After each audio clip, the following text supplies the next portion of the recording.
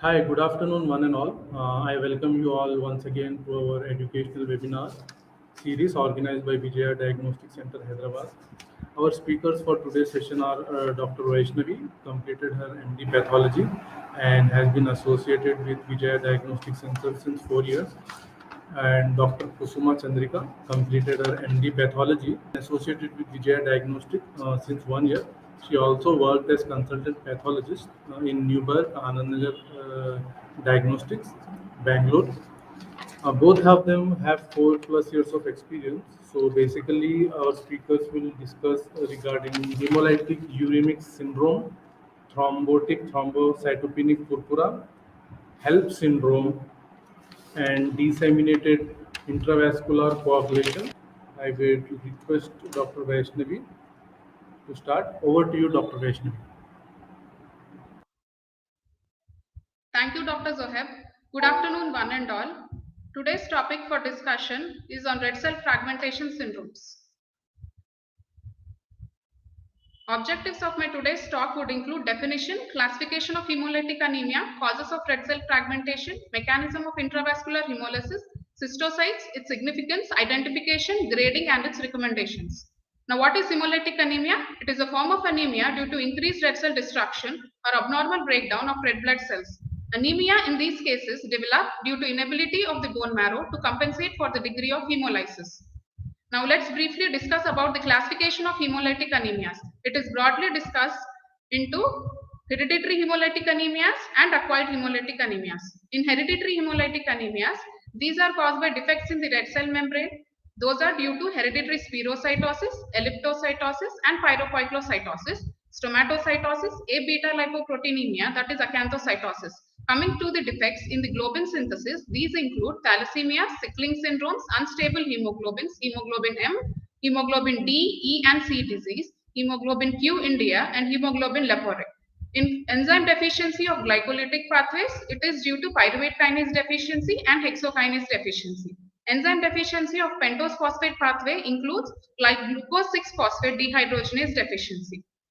Coming to acquired hemolytic anemias, it is immunohemolytic anemias, which is due to autoimmune hemolytic anemias due to warm antibodies, that is idiopathic or secondary, due to cold antibodies, that is cold agglutinin disease, and hemolytic disease of the newborn, and transfusion reactions. Fragmentation syndrome, which is the main topic for today's discussion, includes hemolytic uremic syndromes, thrombotic thrombocytopenic purpura, disseminated intravascular coagulation, cardiac hemolytic anemia due to prosthetic valves, paroxysmal nocturnal hemoglobinuria, drugs and chemicals, which includes oxidant drugs, primaquine, dapsone, and due to thermal injuries, infections such as Clostridium perfringens welchi, septicemia, Bartonellosis, cholera, and others include due to deficiency of vitamin E, chemicals such as naphthalene, nitrates and nitrites, oxidizing chemicals, Spursel anemia and liver disease, cancer-induced hemolytic anemia, and hypophosphatemia.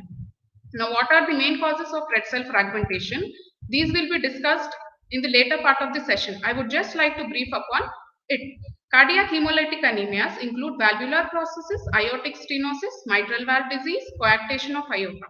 And in microangiopathic hemolytic anemias, that is MAHA, includes hemolytic uremic syndrome, thrombotic thrombocytopenic purpura, preeclampsia, hemolysis with elevated liver enzymes and low platelets, that is HELLP, mucin-producing metastatic adenocarcinomas, drugs, transplantation, malignant hypertension, vasculitis, disseminated malignancies, and those associated with disseminated intravascular coagulation. Next is March hemoglobinuria and non-MAHA, which can be acquired or genetic RBC disorders.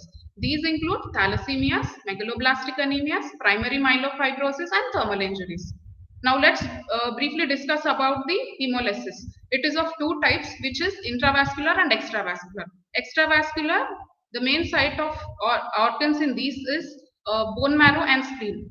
Let's briefly discuss about intravascular hemolysis. We are discussing this because fragmentation syndromes can lead to intravascular hemolysis.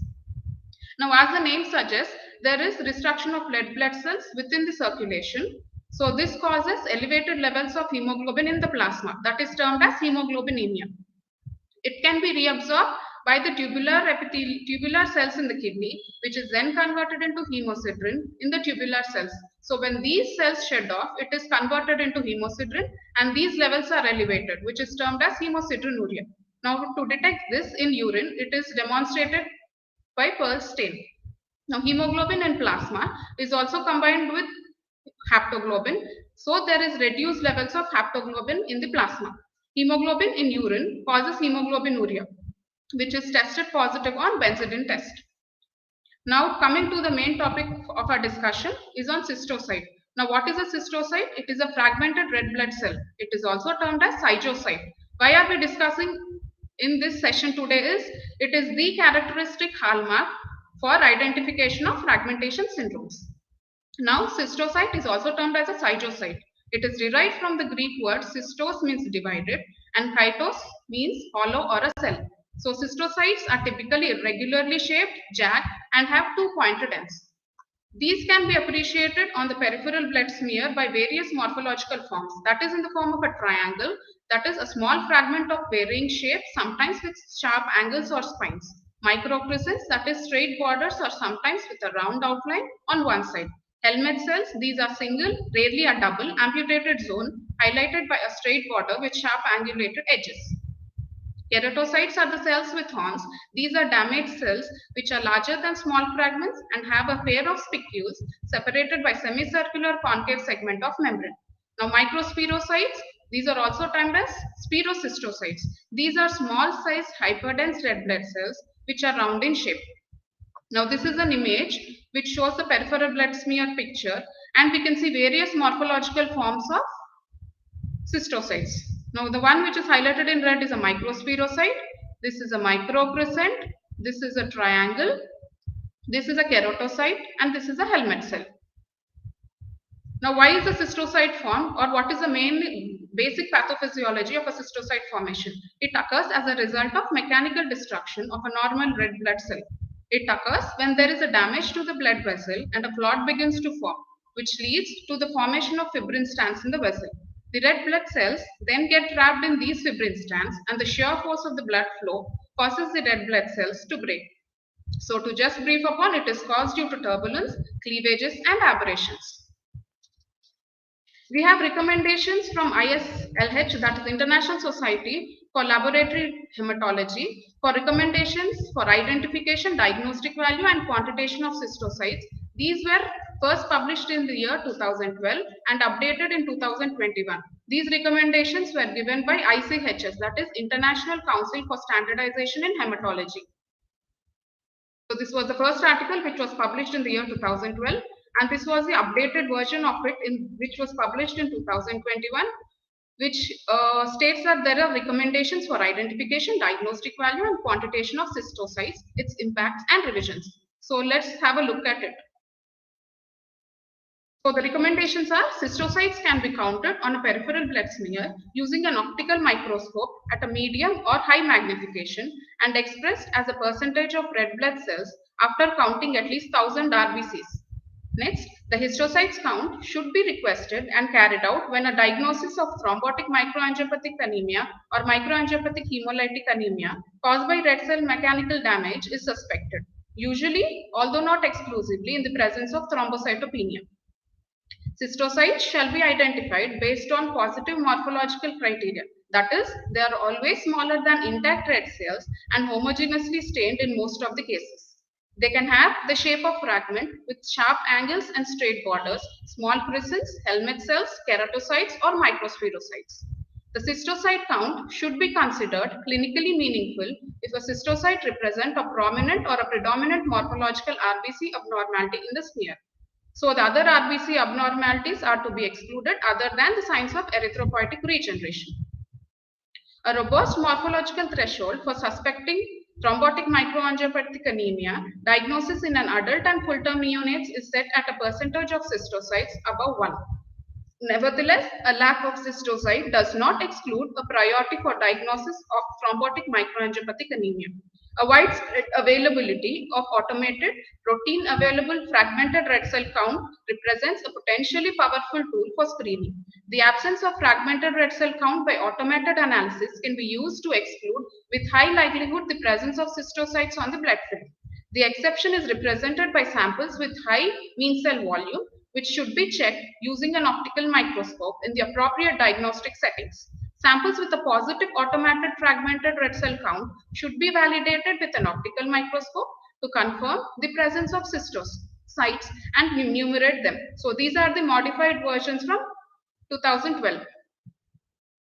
These 2 points are included as a new recommendation, that is evidence-based reference values of cystocyte percentage using an optical microscope on a peripheral blood smear are 1% or less in normal adults and full-term neonates and 5% or less in premature babies. A peripheral blood smear for cystocyte count should be prepared within 3 hours from blood collection from samples kept at room temperature or within 8 hours from samples which are refrigerated at around 4 degrees centigrade to avoid storage-induced morphological lesions.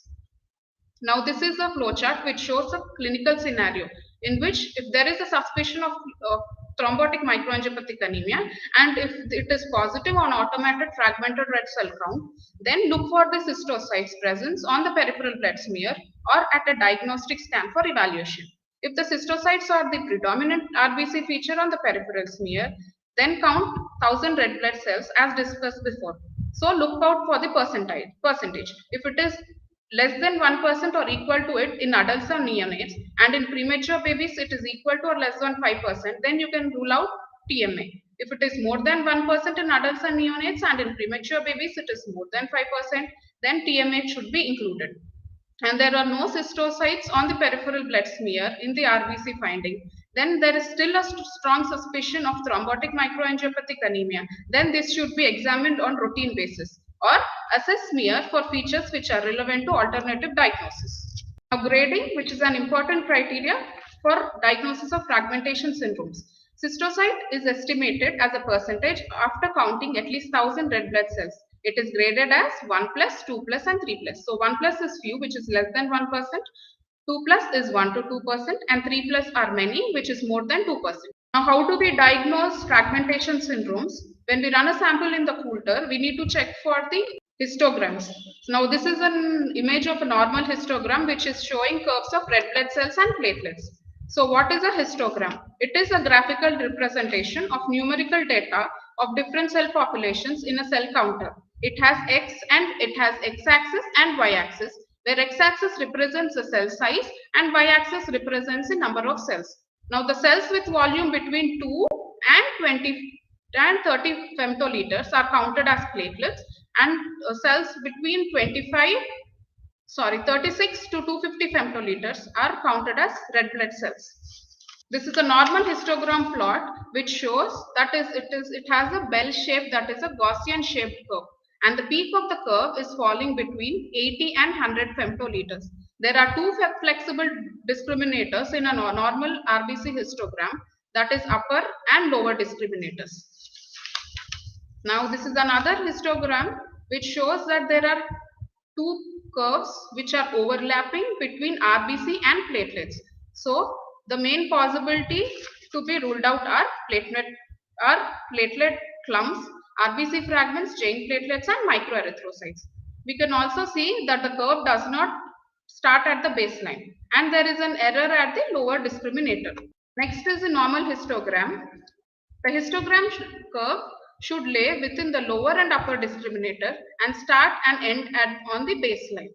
So platelets are to be counted between 2 and 30 femtoliters, where the flexible discriminator is between 2 and 6 femtoliters, and upper discriminator is between 12 and 30 femtoliters. Now the fixed discriminator here is at 12 femtoliters. This is another histogram plot which shows that there is an abnormal height at the upper discriminator, and the possible causes suspected are platelet clumps, where we need to check for the clot sample, and chain platelets and micro RBCs. In this we can also see that the curve does not reach the baseline. This is, I have included the automated hematology analysis tool from our center as an example, wherein the presence of red cell fragment is depicted via the flags, and you can see on the histogram that the lower discriminator is not touching the baseline. So this is what I was talking about. The curve is not touching the baseline. In such cases, what do we need to look for?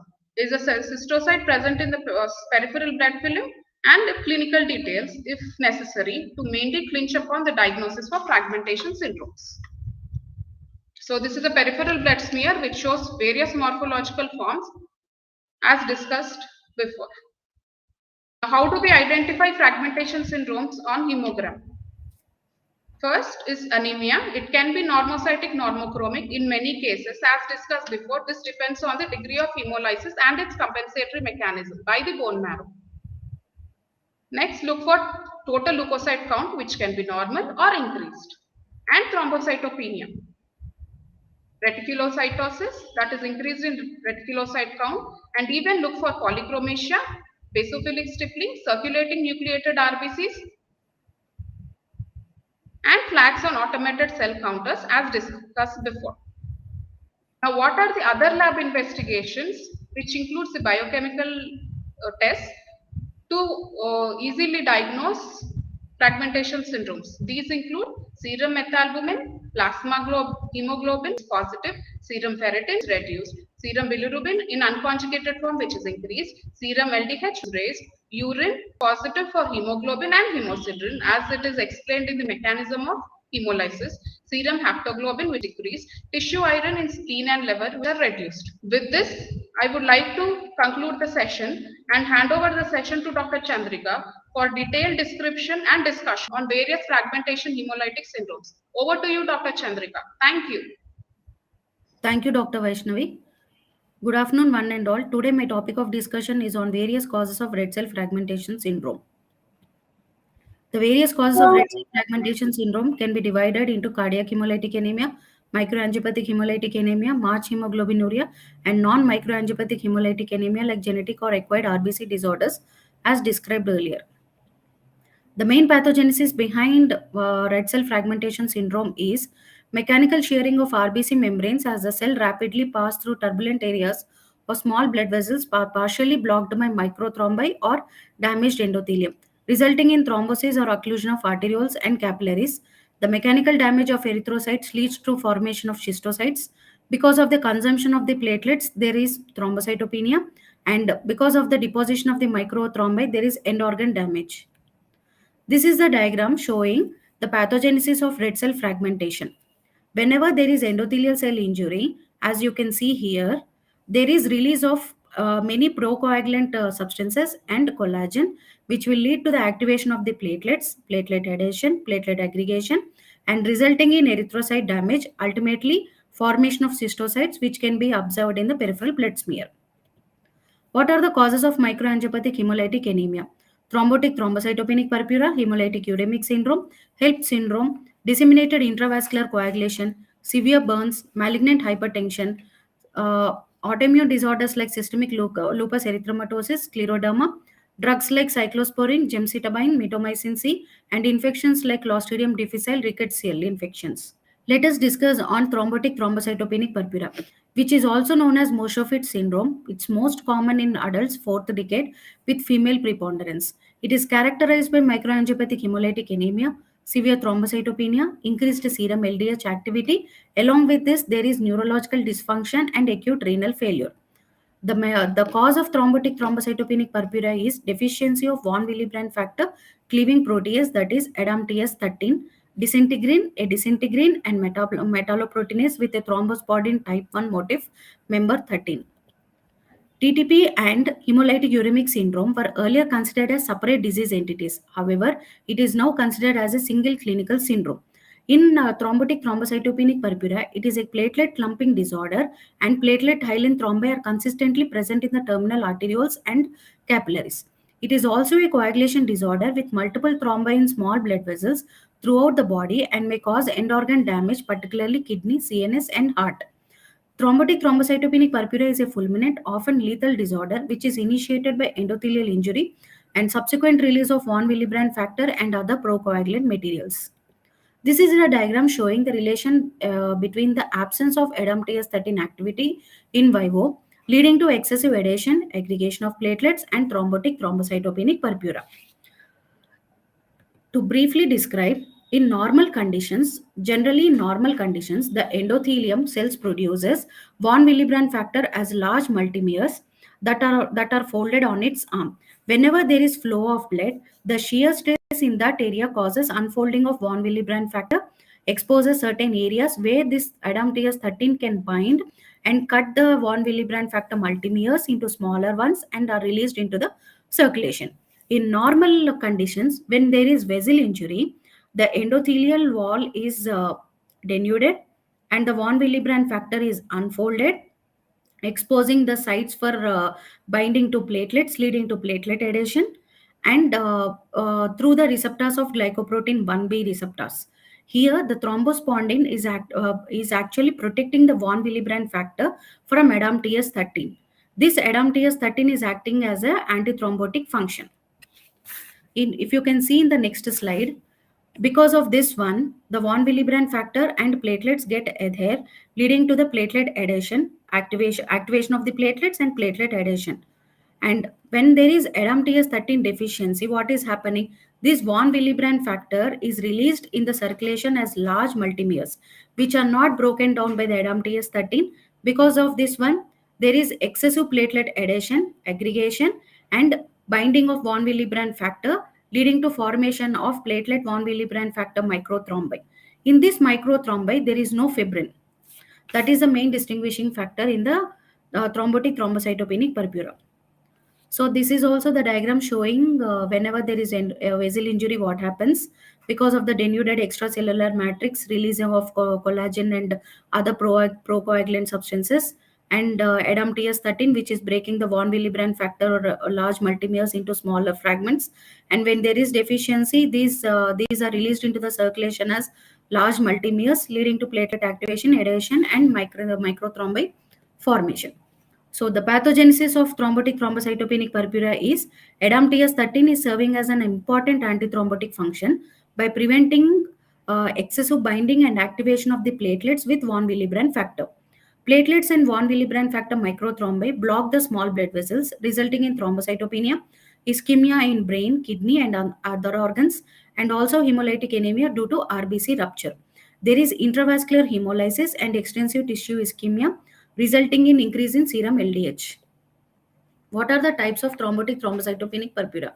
It is idiopathic, secondary, and inherited. In idiopathic thrombotic thrombocytopenic purpura, there is no precipitating event, and there could be because of the autoantibodies to ADAMTS13. These autoantibodies can be usually IgG class, but can also be IgM or IgA. Secondary TTP occurs secondary to infections, pregnancy, surgery, trauma, inflammation, and disseminated malignancy. It is possibly occurring because of the depressing the synthesis of ADAMTS13. There can be inhibitory reaction to ADAMTS13, which is occurring in conditions like hematopoietic stem cell transplantation, autoimmune disorders, HIV, drugs like quinine, ticlopidine, and trimethoprim. Inherited TTP occurs because of the mutation in ADAMTS13. Next syndrome of red cell fragmentation is hemolytic uremic syndrome, which is characterized by microangiopathic hemolytic anemia, thrombocytopenia, and acute renal failure. The two types of hemolytic uremic syndrome are typical and atypical. In typical hemolytic uremic syndrome, which is also known as sugar toxin associated hemolytic uremic syndrome, comprises of 90% cases of the hemolytic uremic syndrome. It is caused most commonly with infection, that is sugar toxin producing E. coli such as serotype O157H7. Pathogenesis of typical hemolytic uremic syndrome is the glomerular endothelial cells are rich in sugar toxin receptor, that is GB3 glycolipid receptors. After binding to this receptor, it internalizes and releases and results in the vascular endothelial cell death. Sugar toxin, along with other cytokines secreted, causes prothrombotic changes such as expression of tissue factor, secretion of ultra-large von Willebrand factor multimeres, ultimately leading to platelet activation, formation of platelet fibrin thrombi, blockage of the microvasculature of glomeruli, resulting in acute renal failure. Atypical hemolytic uremic syndrome comprises the rest 10% of the cases, which is because of the uncontrolled activation of alternative complement system. 50 to 70% of the patients have inherited mutations in genes. There can be either inactivating mutations or activating mutations. The inactivating mutations in genes for complement regulatory proteins include complement factor H, complement factor I, membrane cofactor protein, and thrombomodulin. The activating mutations can occur in genes for complement factor B and complement factor C3. This is the flowchart showing the various causes of red cell fragmentation syndrome and how it is causing hemolytic anemia. Like in disseminated malignancies, cytokines are liberated, which will lead to the damage to the vascular endothelial cells. Bacterial toxins in hemolytic uremic syndrome, leading to damage to the vascular endothelial cells. And in thrombotic thrombocytopenic purpura, platelets and von Willebrand factor multimeres, formation of the microthrombi, ultimately leading to the fragmentation hemolytic anemia. The lab features of TTP and hemolytic uremic syndrome are anemia, thrombocytopenia, and reticulocytosis. Peripheral blood smear shows schistocytes, polychromatophils, and in severe cases, nucleated RBCs. The biochemical investigations include increased serum LDH activity, increased serum total and indirect bilirubin, decreased serum haptoglobulin level. Along with this one, hemoglobinemia, hemoglobinuria, proteinuria, and hematuria can also be seen. The next red cell fragmentation syndrome is HELLP syndrome, which is nothing but hemolysis, elevated liver enzymes, and low platelet count, which comprises of less than 1% of the pregnancies, and approximately 10 to 20% of pregnancies with severe preeclampsia presenting in third trimester can present HELLP syndrome. The exact pathogenesis is not known, but in preeclampsia, abnormalities in the development of placental vasculature result in poor perfusion and hypoxia. Anti-angiogenic proteins are released from the placenta that blocks the action of placental growth factors. So, continued vascular insufficiency leads to the endothelial cell dysfunction, which will lead to the platelet activation, fibrin deposition, and formation of microthrombi, particularly in liver. As a result, there can be anemia, evidence of hemolysis, and schistocytes in the peripheral blood smear. Thrombocytopenia, the platelet count is generally less than 1 lakh. Increased serum LDH activity, increased serum aspartate aminotransferase activity. These are the diagnostic criteria for HELLP syndrome. Next red cell fragmentation syndrome is disseminated intravascular coagulation, which is also known as defibrillation syndrome or consumption coagulopathy. There is generalized activation of hemostasis secondary to systemic disease. Fibrin microthrombi partially occlude vessels and consume platelets, coagulation factors, coagulation control proteins, and fibrinolytic enzymes. Because of the activation of the fibrinolytic system, fibrin degradation products including D-dimers are elevated. DIC can be acute, which is uncompensated, or chronic, which is a compensated form. In acute, there is deficiency of multiple hemostasis components. In chronic DIC, the clotting factor levels are either normal or elevated. The causes of DIC can be broadly classified as obstetric and non-obstetric. Obstetric includes amniotic fluid embolism, abruptio placenta, placenta previa and accreta, postpartum hemorrhage, HELLP syndrome, preeclampsia, eclampsia, septic abortion, acute fatty liver of pregnancy. Non-obstetric causes include sepsis, trauma, organ damage, leukemia, vascular aneurysm, acute liver failure, toxic and immunological causes, narcotic drugs, ABO incompatibility, and transplant rejection. All these precipitating factors leads to the activation of the tissue factor, that is extrinsic pathway activation, formation of thrombi, activation of fibrinolytic system. Because of this one, there is increased D-dimer levels and ultimately leading to the bleeding and clotting. So the pathogenesis of DIC can be the circulating thrombin is major culprit, which will activate platelets, which will activate coagulation proteins and catalyzes fibrin formation. Fibrinolytic system, which gets activated at the level of plasminogen, and endothelial cell damage resulting in coagulation active substances.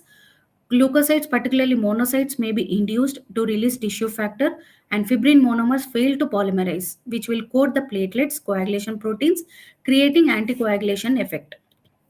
Plasmin circulating in plasma will digest all forms of the fibrinogen and fibrin. Fibrin degradation products like D-dimer are detectable in plasma and exceeding the normal levels. So the laboratory diagnosis of disseminated intravascular coagulation include thrombocytopenia, PT, prothrombin time, APTT, and thrombin time are prolonged. Fibrinogen is decreased. FDP and D-dimer levels are increased because of the activation of the fibrinolytic system and is most helpful in the diagnosis of disseminated intravascular coagulation. Fragmentation of RBCs, nothing but schistocytes, are present in the peripheral blood smear. Factor 5 and 8 are decreased because of the consumption of the clotting factors. The next red cell fragmentation syndrome is disseminated carcinoma, which is mostly seen with mucin secreting adenocarcinoma like gastric carcinoma. There is extensive intimal proliferation of vessels, especially within pulmonary bed, leading to elevated pulmonary arterial pressure, increased shearing force on RBCs and platelets, causing red cell fragmentation. RBCs shearing on fibrin threads produced by intravascular coagulation. Ultra-large von Willebrand factor and decreased metalloproteinase activity is seen in some cases of disseminated carcinoma. The onset of hemolysis is abrupt and severe. The reticulocytosis is less than expected. Thrombocytopenia present, and DIC can be associated with DIC or not. The next red cell fragmentation syndrome is chemotherapy-induced red cell fragmentation, which is most commonly seen with mitomycin C, tamoxifen, carboplatin daunorubicin in combination with cytosine arabinocyte, nitrosuria, and immunosuppressive drugs like tacrolimus and cyclosporin A. The pathogenesis behind this is direct drug-induced damage to renal endothelium, causing the activation of the clotting system, fibrin deposition. This occurs usually after a few weeks of last dose of chemotherapy.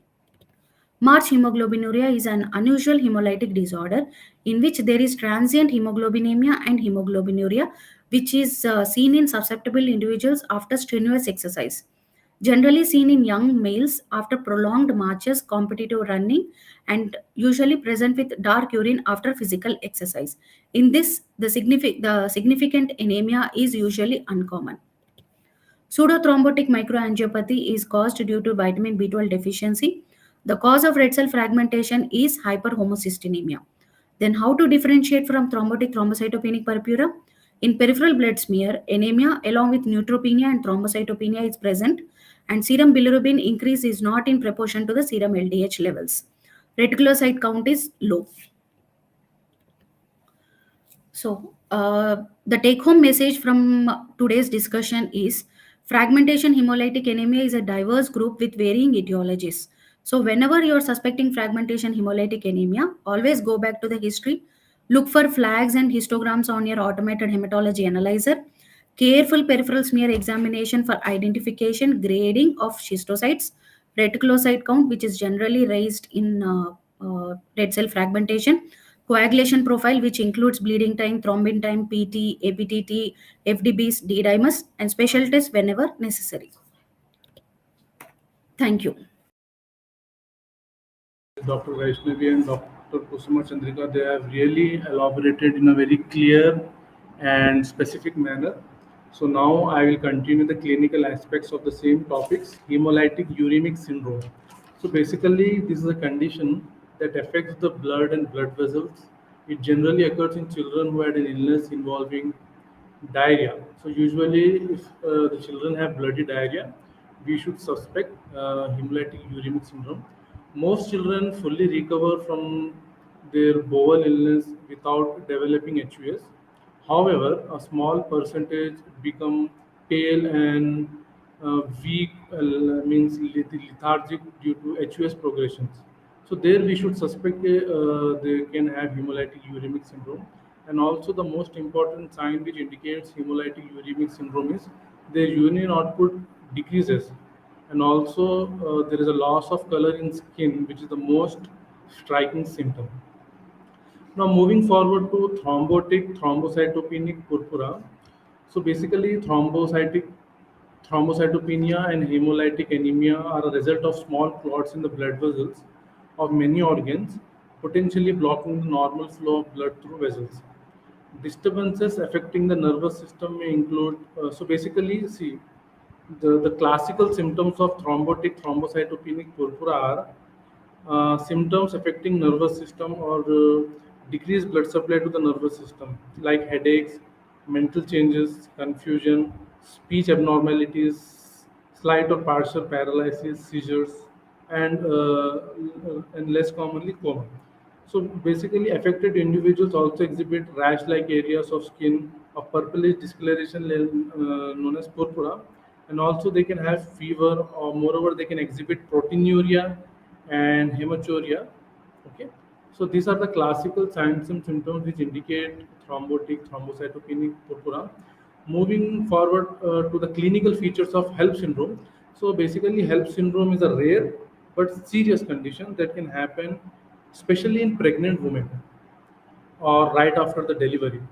This often come on quickly and include fatigue. So basically, these symptoms are quick in onset, and they include fatigue, blood vision, sudden weight gain, swelling in face and hand, headache, nausea, vomiting, seizure, etc. So these are the classical signs and symptoms which help in diagnosis of HELLP syndrome. Now, moving forward to the clinical explanation of disseminated intravascular coagulation. So, the classical symptoms which indicate disseminated intravascular coagulations are uncontrolled bleeding from several areas of the body. It can be teeth or minor injuries, and easy bruising, confusion, memory loss, change of behavior, difficulty breathing, fever. So, when the patient is having the symptoms, this indicate that he is suffering from disseminated intravascular coagulation. So these are the classical signs and symptoms regarding the diseases. And anybody, I don't think anyone from the audience have any doubts. So I will like to conclude the session. So we thank both the speakers for their wonderful and lucid presentation. We conclude the session by thanking management of Vijaya Diagnostic Center for their support and encouragement. We also thank the attendant, IT and digital marketing team. Thank you very much. Have a great day. Thank you. Thank you.